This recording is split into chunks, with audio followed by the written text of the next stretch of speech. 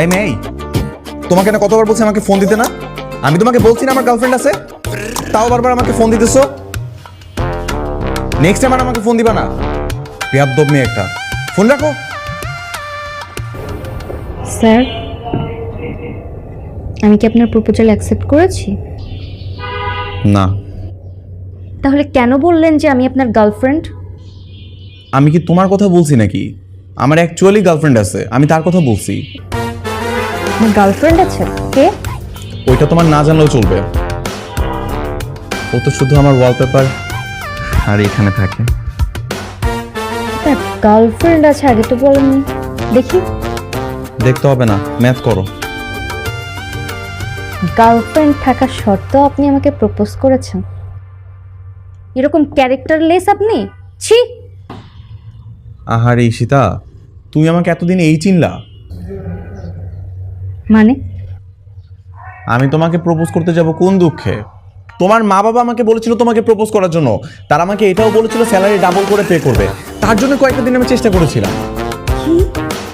শেষ পর্যন্ত আমার নিজের বাবা মা আমার জীবনটা ধ্বংস করার জন্য আপনার হাতে তুলে দিছিল? তো কি করবে? তোমার নিজেকে কি আহামরি সুন্দরী মনে হয়? তুমি তো দেখতে একটা ঢ্যাঁড়সের মতো। কোনো পাগলও তোমাকে গার্লফ্রেন্ড বানাবে না।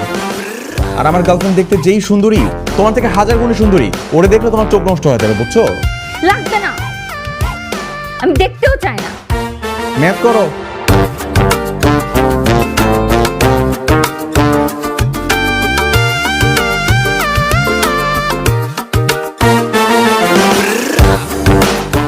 ম্যাথ শেষ করো।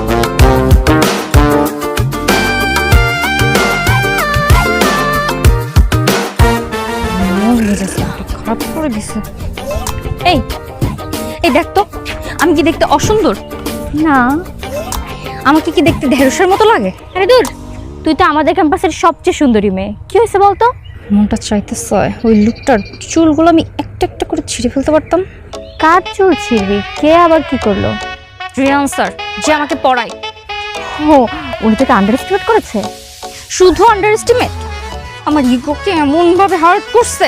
ওনার নাকি অদ্ভুত সুন্দর একটা গার্লফ্রেন্ড আছে, যারে দেখলে আমি জেলাসে মরে যাব। তুই তো আর আগের মতো এখন আর সুন্দর করে সাজুগুজু করিস না। সুন্দর করে শাড়ি পরে, কপালে টিপ দিয়ে, চোখে কাজল দিয়ে ওনার সামনে যাবি, দেখবি তোর উপর থেকে চোখ সরাতেই পারবে না।